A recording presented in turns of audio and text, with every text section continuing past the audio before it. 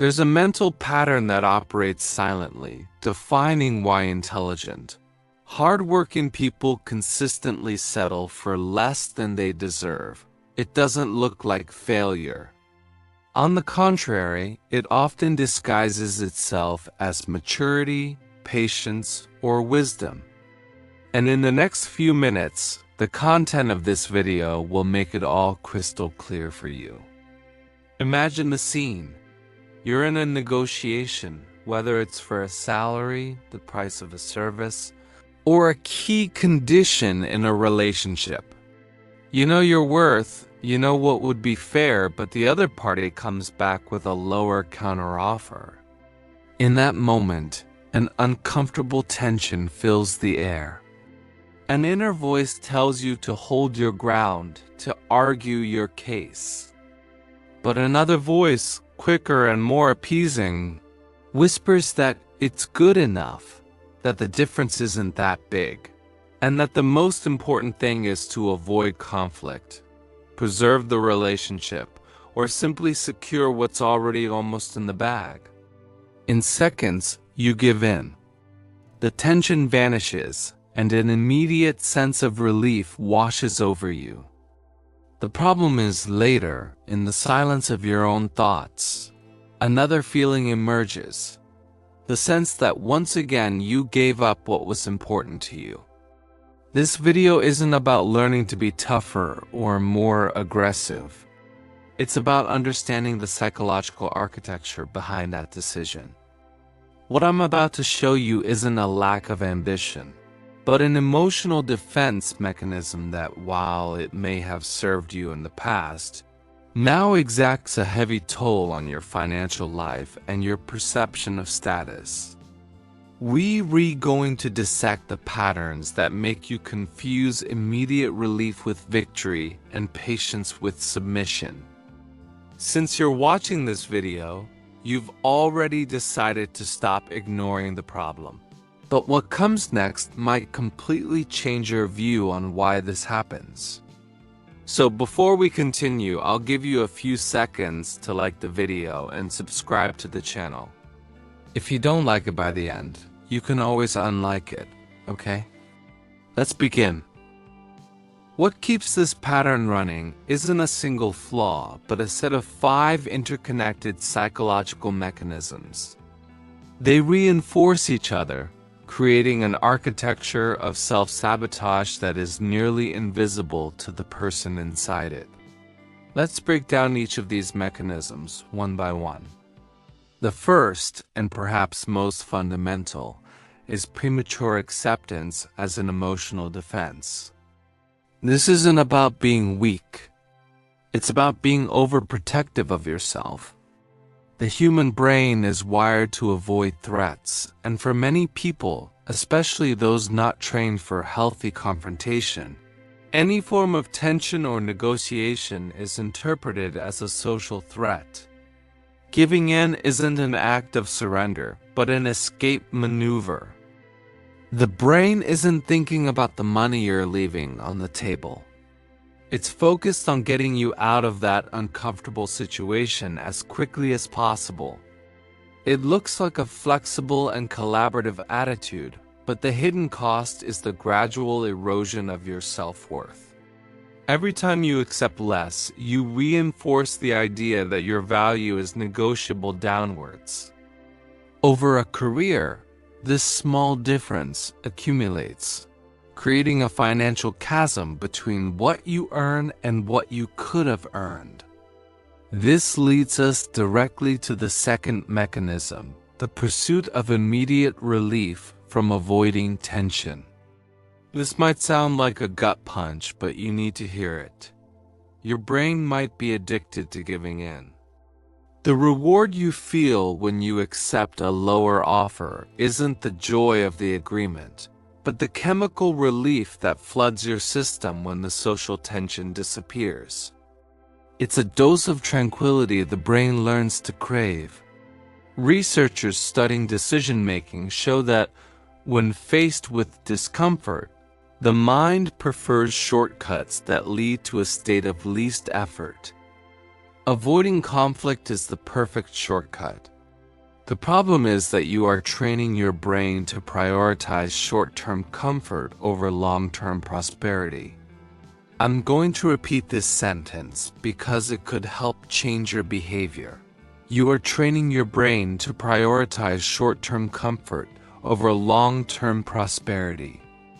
Every time you give in to feel that relief, you strengthen the neural pathway that will lead you to make the same choice next time. The third pattern is the behavioral consequence of the first two, the quick abandonment of negotiation. You enter the conversation knowing what you want, but at the first sign of resistance, your position crumbles. This happens because your brain makes a flawed energy calculation. It overestimates the emotional cost of holding firm and drastically underestimates the financial and status cost of giving in. Studies on what is called ego depletion show that willpower and the ability to make difficult decisions are limited resources. Your brain, trying to conserve this energy, encourages you to abandon the negotiation to save resources for other things. It seems like a pragmatic decision made by someone who doesn't sweat the small stuff. But the real cost is that you never develop the resilience needed for high-stakes negotiations. You signal to the market, to your bosses, and to your clients that your initial stance lacks firmness.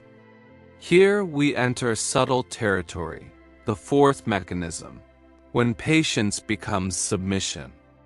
There's a cultural narrative that praises patience as a supreme virtue. And it is. But there's a fine line between strategic patience, waiting for the right moment to act, and passive patience, which is just a prettier name for inaction. The mind uses this virtue as an excuse not to act. Instead of actively building a case for your promotion, you convince yourself to be patient.